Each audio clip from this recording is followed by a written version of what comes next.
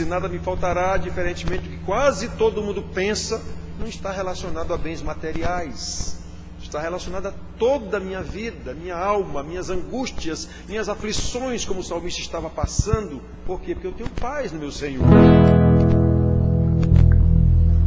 O Senhor é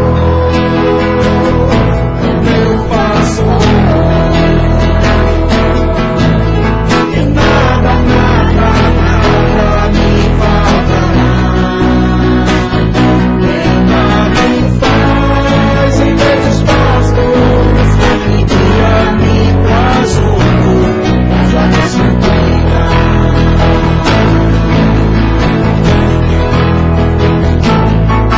O Senhor é o meu pastor, e nada me faltará.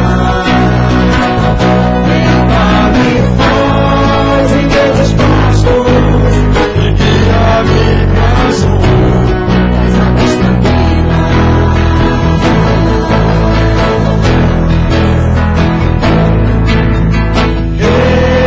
Refrigera minha alma, envia-me pelas veredas da justiça, por amor do seu nome, por amor do teu nome.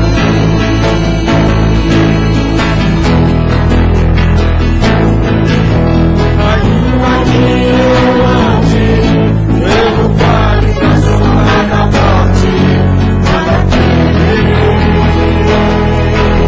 Ainda que eu ande pelo vale da sombra da morte, nada temerei.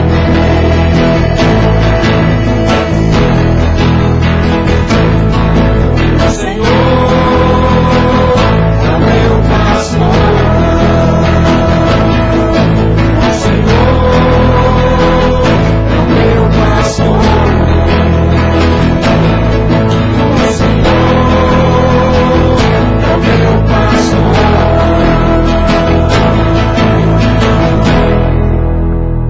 Amém, amém, amém. Jane, vamos Senhor orar? nosso Deus, Pai maravilhoso, nós te agradecemos, Pai, por estarmos na tua casa, por podermos cantar e entoar louvores em teu nome, Pai. Obrigado pelo privilégio de estar aqui, Senhor.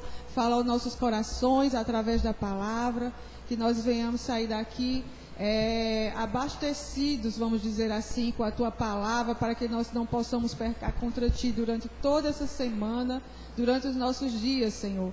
Pai, em nome de Jesus, sede conosco, Senhor, derrama da tua graça, derrama da tua misericórdia em nossas vidas, pois carecemos cada vez mais, Senhor, de ti. Cada vez mais somos carentes da tua misericórdia e da tua graça, Pai. Sede conosco, meu Pai querido. É assim que eu te agradeço, em nome de Jesus. Amém.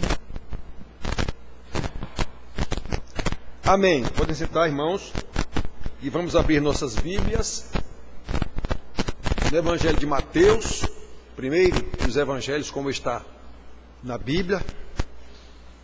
Mateus capítulo 15. Mateus capítulo 15. Vamos ler do versículo 21 ao 28, o episódio, como está escrito aqui em Mateus, da mulher cananeia.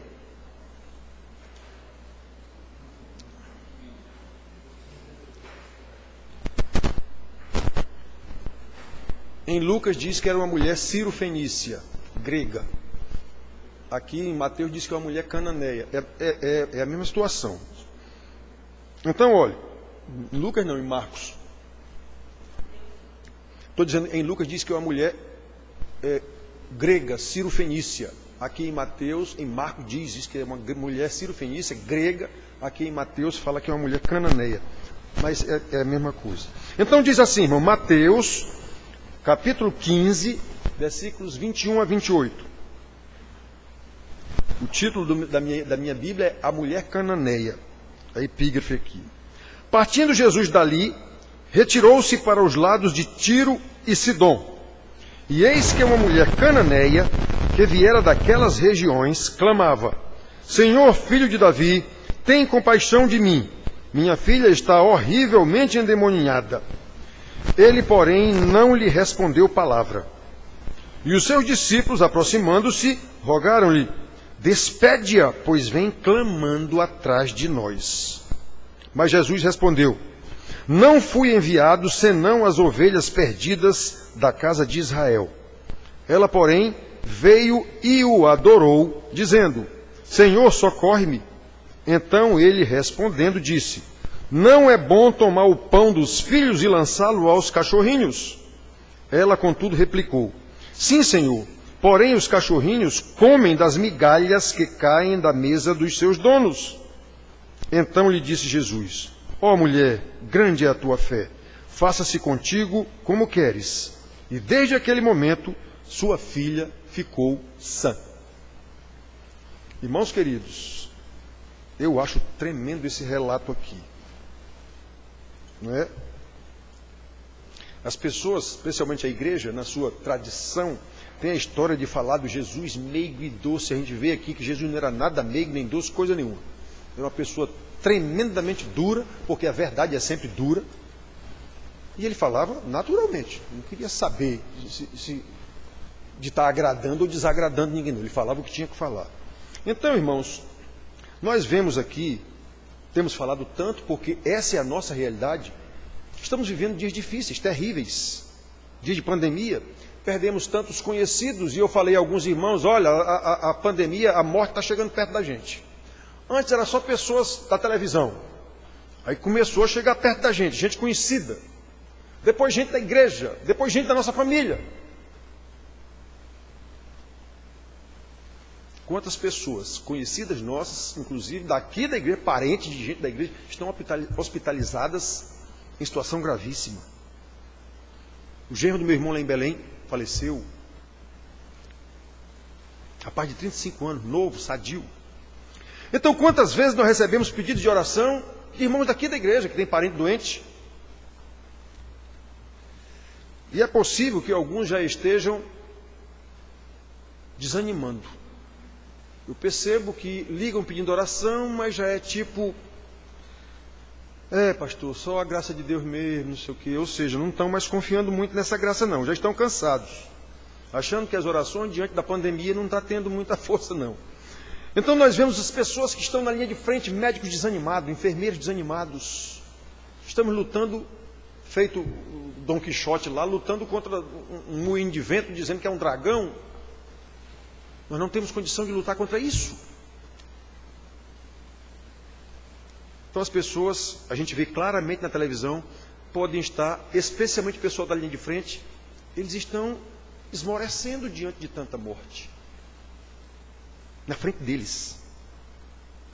O Inajá, nosso diácono aqui que trabalha com isso, um dia eu falei com ele, ele disse: pastor, eu vendo as pessoas morrendo na minha frente, eu não posso fazer nada. Pois é, irmãos, mas é exatamente por isso que precisamos perseverar na oração. O título da mensagem é exatamente isso, a oração perseverante. A gente não pode desanimar na oração. A gente não pode desanimar na oração. A oração tem que ser perseverante. Nós precisamos considerar os ensinamentos da palavra de Deus. Aquela mensagem de, eu acho que 2 domingos atrás. Perguntem aos tempos passados o que foi que Deus fez com relação a desgraças que Ele mesmo mandou. E como foi que Ele atendeu a oração do seu remanescente fiel. O problema é esse: eu faço parte do remanescente fiel ou não? Que Deus vai acabar e vai acabar sempre com o seu povo. Pergunta aos tempos passados, vamos ver na Bíblia. Se não foi assim que Ele fez o tempo todo. Eu acho que com essa pandemia Deus vai acabar com a igreja, para deixar de ser corrupta. Então, irmãos, pergunta aos tempos passados. Como Deus prometeu, Ele sempre cumpriu. Sempre cumpriu a sua promessa na história da humanidade e na história do seu povo especialmente. A história de Israel e a história da igreja nos mostram que sempre foi em momentos terríveis que Deus tratou de trazer o seu povo de volta. E quem deu aqueles momentos terríveis foi Ele. Nós temos pelo menos 2 ocasiões na história de Israel em que ele disse: vocês vão comer os próprios filhos. E eles comeram. Deus mandou uma fome tão terrível que não tinha um pé de grama no chão e eles tiveram que comer os próprios filhos. Que Deus é esse? O Jesus meio e doce, é o mesminho. É o mesmo Deus de justiça, de santidade e de amor. O juízo de Deus faz parte do seu amor. O juízo de Deus faz parte da sua graça, da sua misericórdia. É isso que a gente tem que entender. Então, irmãos, o Senhor sempre trouxe o seu povo de volta para perto dele através da aflição, das tribulações, do juízo. E mais, sempre usou inclusive quem não era seu povo para ser chicote do seu povo. Egito, Assíria, Babilônia, Média e Pérsia, Grécia, Roma, não era seu povo. Então ele sempre usou quem não era seu povo, em algumas ocasiões, para abençoar seu povo. Ruth não era seu povo, Ciro não era seu povo, mas ele usou essas pessoas para abençoar o seu povo. É o caso aqui da mulher, que nessa nossa versão aqui está a mulher cananeia. Na versão de Marcos está a mulher cirofenícia. Então, irmãos, esse trecho que nós lemos é um caso claro em que, através de uma mulher cananeia, como nós lemos, Jesus nos ensina a importância do conhecimento da sua palavra, a importância das aflições que nos levam a procurá-lo, procurar o seu poder, a importância de perseverar em oração, em especial nesse caso aqui, intercedendo pelos outros, de forma mais especial por aqueles que nem podem orar. A menina estava endemoniada. Nossos conhecidos estão entubados, não podem nem orar.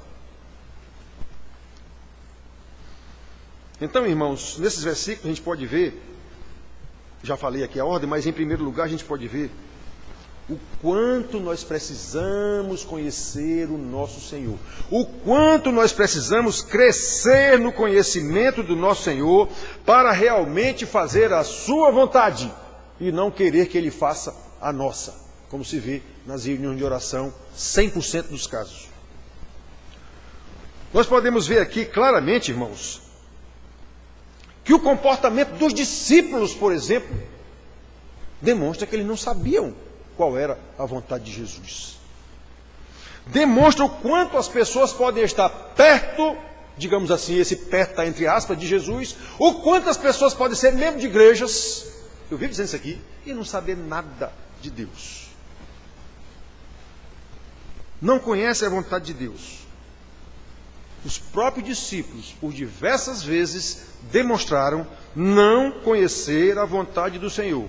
O maior lambanceiro de todos eles foi Pedro, que era o mais assodado e falava o que não devia, e chegou a discutir com o Senhor. Não, Senhor, era só o que faltava, arreda Satanás, como Jesus chegou a dizer. Então, irmãos, em outras ocasiões nós vemos, por exemplo, os discípulos tentando impedir aquelas pessoas que trouxeram as crianças para Jesus lhes impor as mãos e orar por elas, lembram? Tira daqui essas crianças. Jesus, epa, deixai vir a mim as criancinhas, porque delas é o reino de Deus. Lembram? Foram os discípulos tentar impedir as pessoas. Nós vemos também, irmãos, provavelmente também foi o caso lá do cego Bartimeu. Lá não diz que foram os discípulos que tentaram impedir.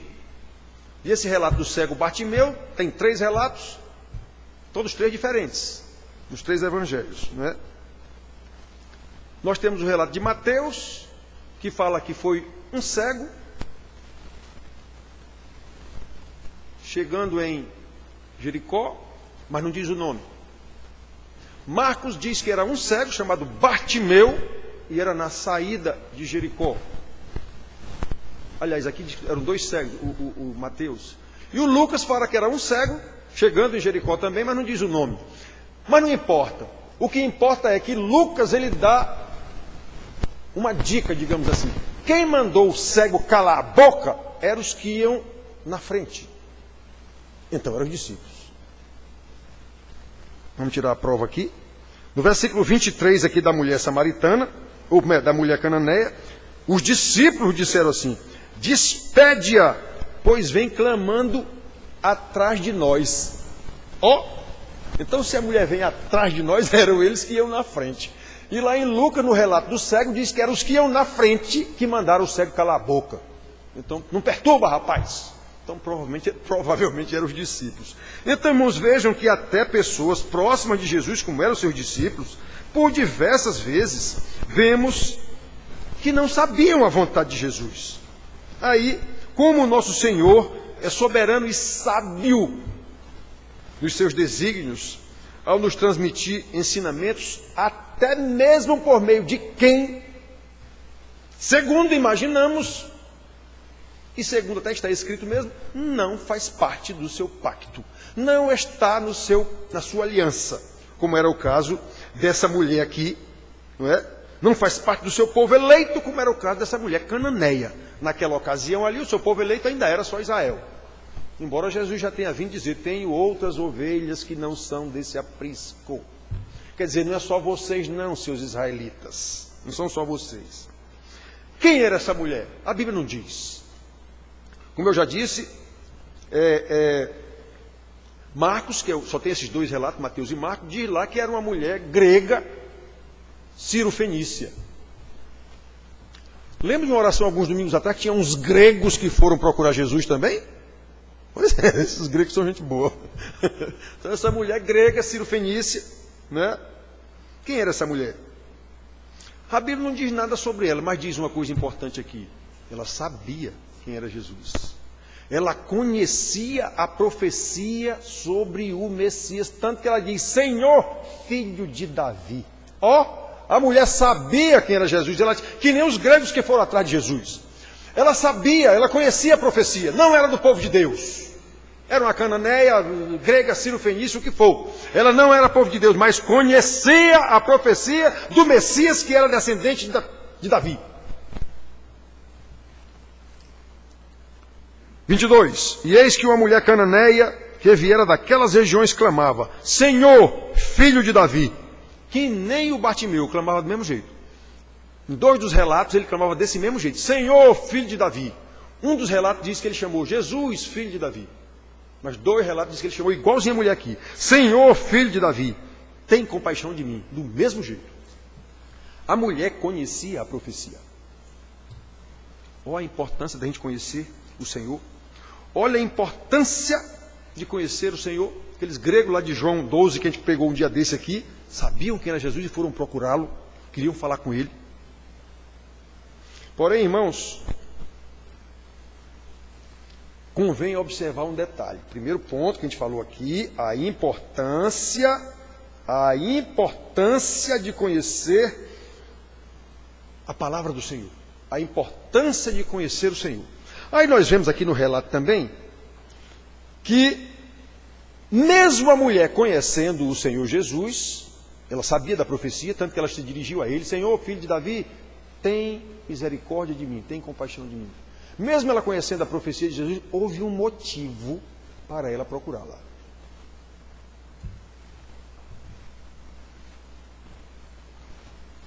Senhor, filho de Davi, tem compaixão de mim.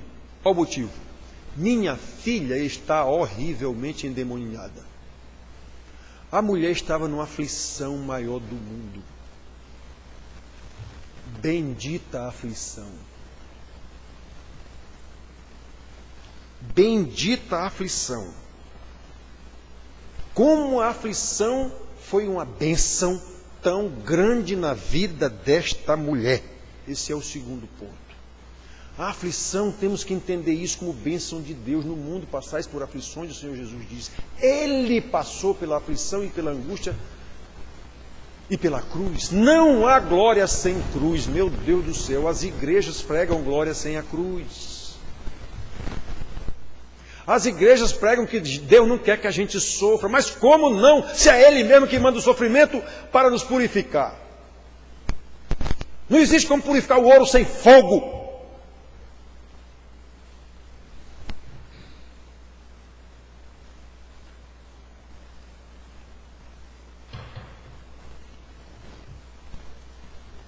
Não existe, irmãos, como dar valor à glória de Deus sem saber o peso da cruz. Por isso que Jesus diz: quem quiser vir após mim, a cada dia tome a sua cruz, negue-se a si mesmo, tome a sua cruz e siga-me. Essas palavras não servem não, foi Jesus que disse isso. Então observe, irmãos, que foi a aflição que levou essa mulher a procurar Jesus. Ela sabia da profecia, mas foi a aflição que a levou a procurá-lo. E mais, foi esse episódio que ficou registrado aqui para nos ensinar. Um episódio providenciado pelo Senhor Deus, e podemos ver claramente como foi providenciado pelo Senhor Deus no comportamento de Jesus. Nós temos o caso daquele menino cego que levaram ao Senhor, e os seus discípulos, por não conhecer a palavra de Deus, perguntaram: Senhor, quem pecou? Ele ou os pais dele para ele nascer cego? Jesus disse: nem ele, nem os pais dele. Ele foi feito assim mesmo, cego, para que se manifestasse nesse momento aqui a glória de Deus. Fica bom, rapaz, ficou bom. Então aquilo já estava providenciado desde a eternidade para aquele momento. A morte de Lázaro. Lázaro está mal, Jesus está, deixa ele mal lá. Jesus sabia que ele ia morrer. E sabia que ia chegar lá e ressuscitá-lo. E quando orou, deixou muito claro: Pai, eu sabia de tudo, eu estou orando assim para que esses aí saibam. Pois é. Então, irmãos, olhem que coisa linda. Este segundo ponto foi a aflição. Foi a aflição. Ainda que a mulher conhecesse a Jesus, foi a aflição que a levou a procurar Jesus. E mais, insistir com ele, mesmo sendo desqualificada para a bênção, como Jesus disse. Primeiramente sequer atendeu, nem respondeu. Jesus não lhe deu ouvido. E depois, quando deu ouvido, disse: olha, eu não vou dar comida para cachorro, não. A comida é só para os filhos. Por quê? Quem não era judeu naquela ocasião era considerado cão, imundo. Pois é, Jesus, o doce meigo, Jesus disse isso para a mulher: não vou dar comida para cachorro, não. Obviamente ele tinha um propósito em fazer isso. Ele não quis humilhar a mulher ou maltratar a mulher, ou até que se quis, foi para ela ser humilde mesmo. E ela continuou sendo humilde. É, Senhor, mas os cães comem as migalhas que caem da mesa dos seus donos. Meu Deus, que humilhação dessa mulher diante do Senhor, da vida e da morte, de anjos e demônios. A mulher sabia. Que diferença de hoje, os crentes determinando para Deus: eu determino, eu repreendo essa doença, eu repreendo, não sei quem. Mas que falta de conhecimento de Deus. A doença é de Deus, como é que eu vou repreender algo que vem de Deus? A morte é de Deus, como é que eu vou repreender um decreto de Deus? Pessoal leso. Humilhe-se diante de Deus, ore a Deus para que seja feita a vontade de Deus. Se a gente conhecer a vontade de Deus, está resolvido o problema. Olha, irmãos, se não fosse tamanha aflição dessa mulher, muito provavelmente ela jamais teria procurado Jesus, mesmo conhecendo que ele era o Messias, filho de Davi. E muito provavelmente essa história jamais teria sido escrita na Bíblia. Como Jesus disse no caso da prostituta lá, dita prostituta, que lavou os pés dele com lágrima e enxugou com cabelo. Jesus está dizendo: isso vai ficar registrado por resto de todos os tempos, do que ela fez aí. Então, irmãos, essa experiência de aflição dessa mulher ficou registrado aqui para a gente entender, como eu disse para vocês ainda agora, o que o salmista também disse. Lá no Salmo 119, versículo 71. Foi-me bom ter eu passado pela aflição, para conhecer, aprender os teus decretos. Foi-me bom ter eu passado pela aflição para conhecer os teus decretos. Salmo 119, 71. Como essa verdade bíblica é nos negada nos púlpitos. É bom passar pela aflição que vem do Senhor, porque essas aflições são pedagógicas. Como isso nos é negado? Quem é que ouve isso em púlpito? Jesus quer nos abençoar, quer fazer todos os seus sonhos, quer resolver todos os seus sonhos, quer não sei o quê, a igreja tem poder, todo mundo é poderoso no Senhor. É isso que a gente vê nas pregações. Detalhe.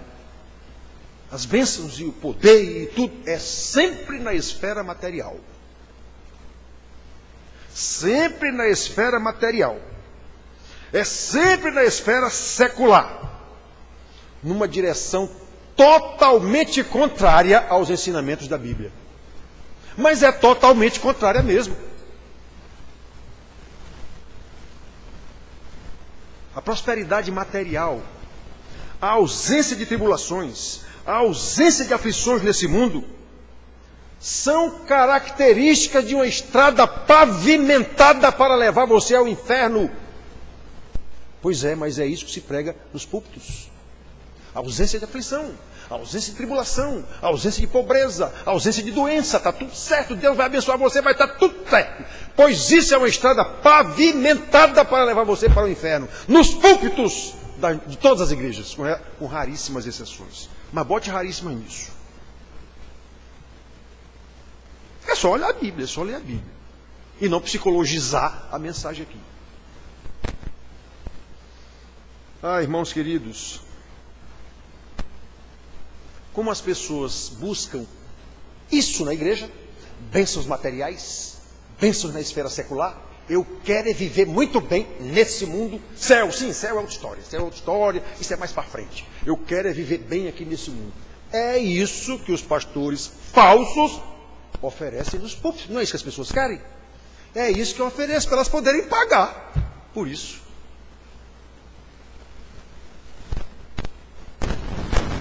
Aí, irmão, de forma contrária, segundo o ensino bíblico, o passaporte para a glória é uma cruz. O próprio Senhor Jesus deu o exemplo, ensinou, vivenciou essa situação e tantas vezes nos ensinou, inclusive por pessoas que não são do pacto, como é o caso dessa mulher aqui, pessoas estranhas à aliança. Ele usou até pessoas estranhas à aliança para nos ensinar que é na tribulação que ele vai abençoar. Cada tribulação, irmãos, cada aflição, quanto maiores forem, maiores serão as oportunidades que o Senhor nos está dando para procurá-lo, para buscá-lo com humildade.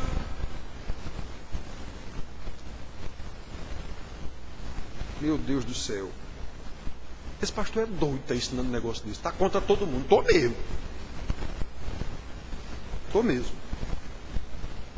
O Senhor nos dá, irmãos, todas essas aflições, tribulações, até angústias e coisa interna, para nós meditarmos na sua palavra. Foi-me bom ter eu passado pela aflição para aprender os teus decretos. Jesus teve uma angústia tão grande que chegou a suar como que gotas de sangue. Não diz lá que ele suou sangue, não.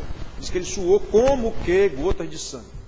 Parecido. Não diz que era sangue, não. Então, irmãos, mas ele conhecia a palavra do Pai. Por isso ele orou: Pai, afasta de mim esse cálice 3 vezes. Contudo, faça-se segundo a tua vontade e não a minha. Ele conhecia a vontade do Pai, que naquele momento não era a vontade dele. Ele não queria sofrer a ira do Pai sobre ele. Irmãos, quando a gente medita nesse estudo, nessa parte de Jesus, no que Jesus sofreu naquela hora, irmão, não pode haver uma coisa mais terrível do que aquela. O Deus Filho foi abandonado pelo Deus Pai. Sabe o que é abandonado? É abandonado. Deus meu, por que me desamparaste? Ele gritou lá na cruz.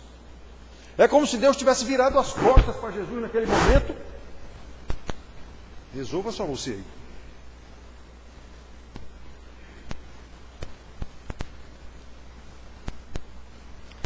Olha, irmãos,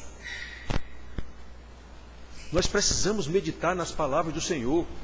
Pergunta aos tempos passados. Pregamos aqui há algum tempo aí.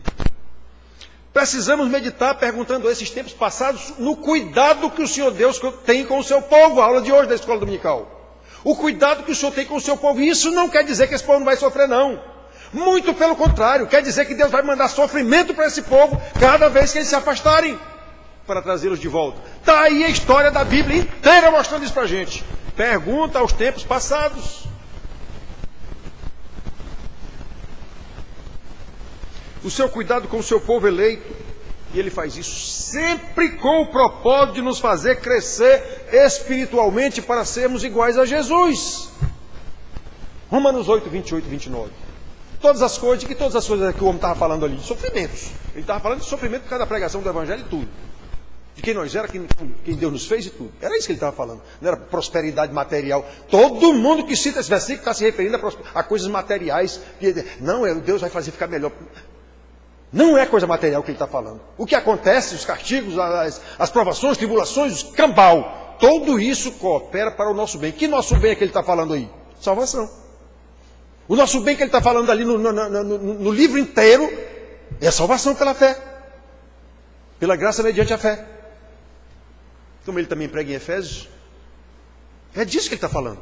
Então todas as coisas cooperam conjuntamente para o bem de todo aquele que ama a Deus, daqueles que são chamados segundo o seu propósito. Que propósito? Está no versículo seguinte. Pois está todos quanto predestinou, a esse também chamou, santificou, para serem a semelhança de Cristo, para que ele seja o primogênito entre muitos. É esse o propósito, nos tornar iguais a Cristo. Não é nos fazer ficar rico aqui, ficar bom, sadio. Não é disso como está falando. Ele está falando de salvação, santificação, glorificação.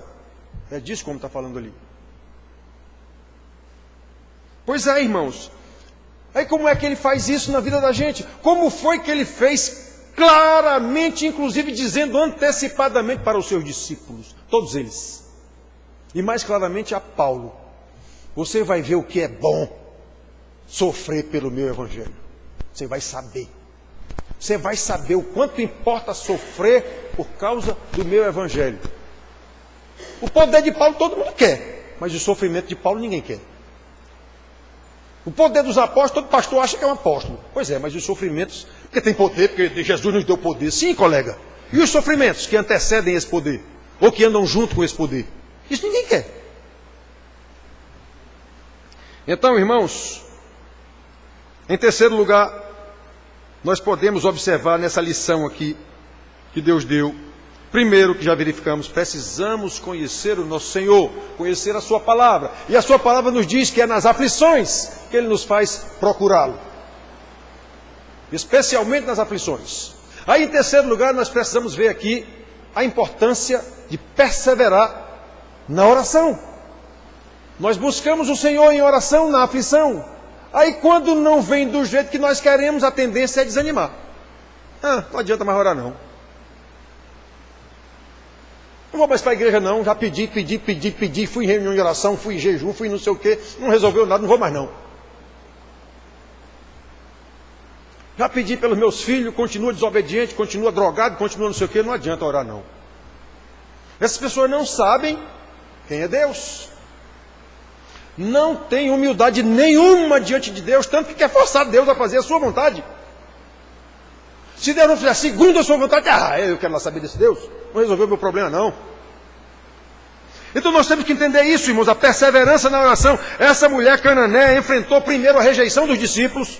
Senhor, essa mulher está aí perturbando aí, despede logo ela. E enfrentou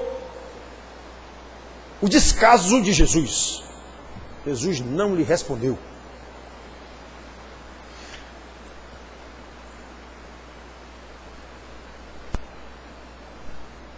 Mas Jesus respondeu, ele nem ligou para a mulher.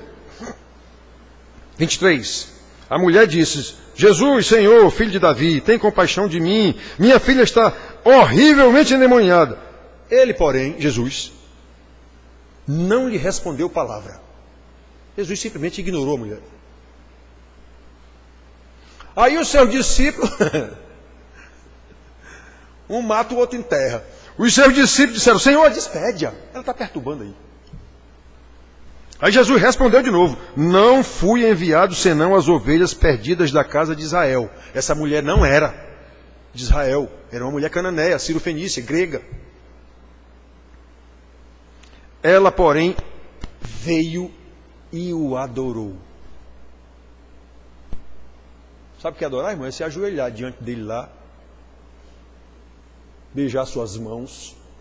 Esse é o sentido de adoração, um dos sentidos de adoração naquele tempo era esse, é você se ajoelhar diante de uma pessoa que você sabe que é muito superior e lhe beijar as mãos, fica lá lhe beijando as mãos como um servo faz com o seu Senhor.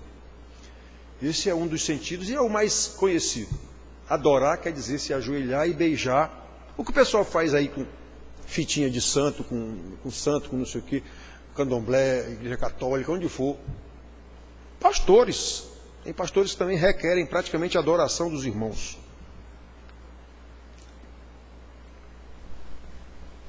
Se comportam como se fossem sacerdotes. Aí os irmãos, como não são crentes, dão a este homem uma reverência que não é merecida. Muito bem, irmãos, então olhem só. Precisamos perseverar na oração. A mulher enfrentou o descaso de Jesus, enfrentou a rejeição clara dos discípulos, depois a rejeição clara e explícita do Senhor Jesus, que ignorou o seu clamor, e depois deixou claro que ela não era alvo da sua bênção. Mas Jesus respondeu: não fui enviado senão as ovelhas perdidas de Israel. A senhora não faz parte. Ela, porém, veio e o adorou, dizendo: Senhor, socorre-me. Então ele respondeu, dizendo, aí acabou de matar a pobre da mulher: não é bom tomar o pão dos filhos e lançá-lo aos cachorrinhos. Aí a mulher, humilhada diante do Senhor, que ela sabia quem era, ela contudo replicou: sim, Senhor, porém os cachorrinhos comem das migalhas que caem da mesa dos seus donos. Meu Deus do céu, que conhecimento essa mulher tinha de Deus, que conhecimento essa mulher tinha da sua dependência de Deus, a ponto de se humilhar desse tanto diante do Senhor, mesmo sendo rejeitada, desqualificada pelo próprio Senhor para receber a sua bênção.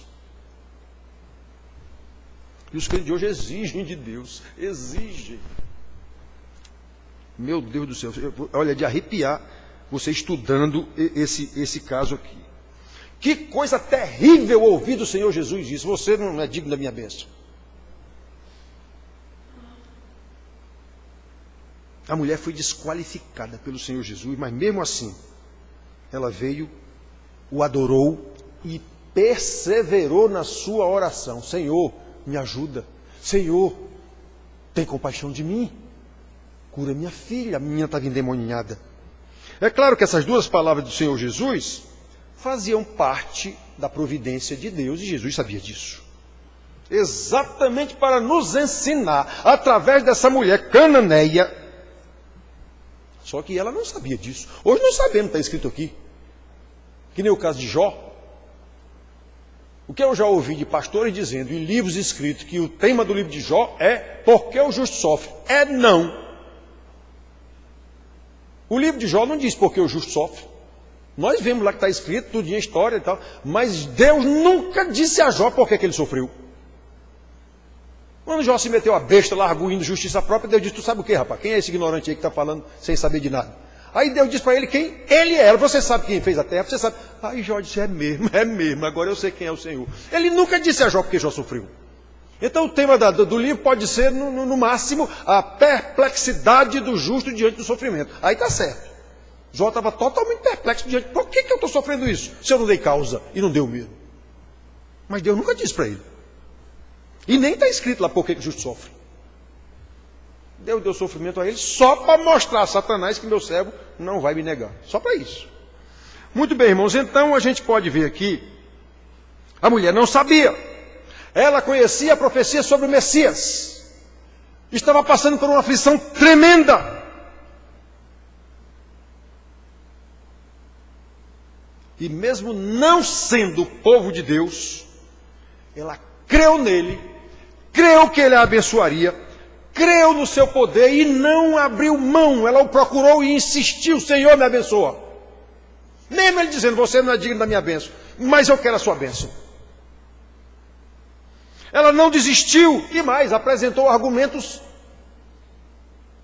lógicos e humildes. Senhor, é fato, não é bom dar aos cães a comida dos filhos, mas os cães comem as migalhas que caem da mesa, estão lá embaixo da mesa. Não são dignos de bênção que nem os filhos, mas comem as migalhas. Olhem só, a mulher apresentou um argumento lógico do nosso dia a dia, totalmente humilhada diante do Senhor. Eu sou um cachorro mesmo, cachorrinho mesmo, sou assim. Mas o cachorro se alimenta das migalhas. Me abençoa, tem misericórdia de mim. E detalhe, não era por ela que ela estava orando, era pela filha, que não tinha condição de orar. Era intercessão. Ah, irmãos, que coisa linda, viu? A mulher confiou plenamente na soberania do Senhor. Senhor dos filhos e Senhor dos cães. Que ensinamento maravilhoso sobre a oração, sobre a intercessão pelo próximo, por alguém que às vezes, como era o caso da filha da mulher, não tem condição de orar, como é o caso nosso hoje dos irmãos entubados, não tem condição de orar. Estão anestesiados para aguentar aquele sofrimento todo, um cano enfiado na garganta. Nós precisamos orar por esses irmãos o tempo todo e não desanimar. Se morrer, foi a vontade do Senhor. A minha irmã, não sei se foi ainda hoje, eu acho que foi hoje, mandou um zap, chorosa, sentida, porque Deus não salvou fulano, o genro do irmão pastor lá em Belém. Ele salvou o que ela disse é da morte. Eu mandei dizer para ela, porque ele não quis. E isso não altera qualquer coisa com relação ao jovem, não altera qualquer coisa. O Senhor é Senhor da vida, é Senhor da morte. Como ele disse, ele não é Deus de mortos, é Deus de vivos. Então, ele está morto para nós, para o Senhor não. Então, não questione Deus. Então, irmãos, não desistamos de orar pelas pessoas, e não só em caso de pandemia. Vamos orar pelo irmão que a gente sabe que está fraco na fé. Já houve caso aqui de eu dizer para vocês em estudo bíblico, todo mundo sabia na igreja, mas ninguém tem coragem de falar. Eu disse, olha, o irmão tal e a irmã tal estão se separando. Vamos orar por isso todos. Quem orou? Muito provavelmente ninguém. Pode ser que alguém tenha orado. Mas a probabilidade de ninguém ter orado é muito maior do que a probabilidade de 10 pessoas terem orado. Eu pedi. Tentei. Não deu certo, separaram.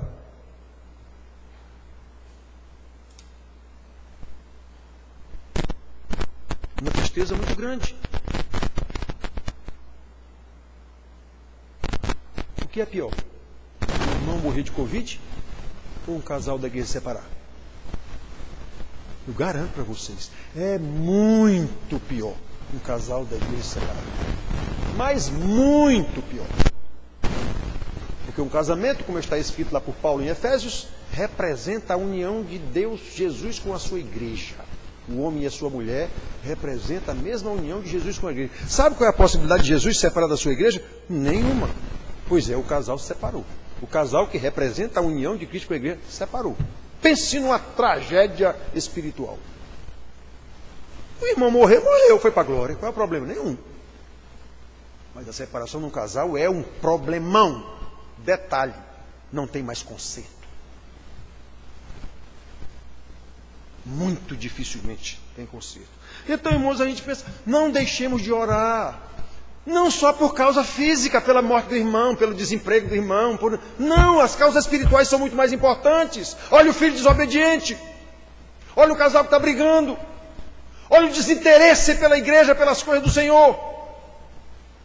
É por isso que nós temos que orar insistentemente, mais do que pela Covid de alguém morreu. Agora eu faço com o Bolsonaro, todo mundo vai morrer. Quem é que não sabe disso? Vamos orar? Vamos sim. Eu estou só lembrando a vocês que as coisas espirituais são muito mais importantes. A menina estava endemoniada. Ela não estava doente de Covid, não. O problema era muito maior. Então, irmãos, que a gente possa lembrar disso, queridos. Lembremos disso. A mulher perseverou. Era uma mulher cananeia. Não era do povo da aliança. Mas mesmo assim, contra tudo, contra todos, inclusive o próprio Senhor Jesus, que a desencorajou e a desqualificou. Ela não desistiu. Senhor, me abençoa. Senhor, tem misericórdia de mim, tem compaixão de mim. Minha filha está endemoniada. Eu sei, Senhor, que eu não sou digna da tua bênção, não. Mas ela perseverou na sua súplica. O Senhor a abençoou. E prestem atenção, ainda a elogiou. Então lhe disse Jesus: ó mulher, grande é a tua fé. Irmãos, Jesus disse a essa mulher cananeia, grande é a tua fé. Jesus disse aos seus discípulos, homens de pouca fé, homens de pequena fé. Ele disse isso aos seus 12 discípulos. Até quando vos vou sofrer? Ou seja, até quando eu vou ensinar vocês e vocês não aprendem? E essa mulher cananeia, perseverante na oração, na humilhação diante do Senhor, ele abençoou e elogiou. Mulher, que grande fé essa tua. No caso lá do homem, que o seu soldado, ele diz, eu mando meus soldados, eles vão, se eu disser vem, eles vêm. Então pronto, eu acredito que se eu disser para minha filha ficar boa, ela vai ficar boa. Jesus disse, nem em Israel eu vi uma fé desse tamanho. Que coisa linda, irmão, ser elogiado pelo Senhor. Versículo 28. Então Jesus lhe disse, ó mulher, grande é a tua fé, faça-se contigo como queres. E desde aquele momento, sua filha ficou curada. No caso do homem lá, também. Quando Jesus disse, vai, tua filha está boa. Quando ele chegou lá em casa, perguntou que hora foi que a menina ficou boa. Quando disseram a hora, ele disse, pronto, foi a hora que o homem disse lá, que ela estava viva. Então, irmãos, é exatamente isso que a gente tem que ver, irmãos. Vamos só repetir para terminar. Que maravilhoso ensinamento o Senhor Jesus nos dá através de uma mulher que nem era do seu povo eleito, mas porque conhecia a profecia sobre o Messias, filho de Davi, creu nele e por causa da sua aflição o procurou e intercedeu e não afrouxou, como se diz aqui na Paraíba, não abriu nem para um trem. Pediu ao Senhor o tempo todo, humilde, apresentando argumentos para a aparente rejeição de Jesus. Perseverou na sua oração e Deus a atendeu. Jesus ainda elogiou. Então, irmãos, que o Senhor nos conceda graça para que, primeiramente, cresçamos no conhecimento da sua vontade. Que Deus nos conceda graça para iluminar o nosso entendimento no estudo da sua palavra, para conhecer os seus desígnios, especialmente as aflições pelas quais passamos, sabendo que vem dele e é para nos ensinar. Que Deus fortaleça a nossa fé, como disse essa mulher, mulher, grande é a tua fé, a fim de que perseveremos em nossas orações, principalmente na intercessão por aqueles que nem podem orar, crendo que o Senhor pode restaurá-los ou não. Ele é Senhor da doença, da restauração. Eu firo, eu saro a ferida. Eu mato, eu faço viver. Ele disse isso para Moisés, lá no início. E ele faz todas as coisas segundo a sua vontade, que nós devemos conhecer.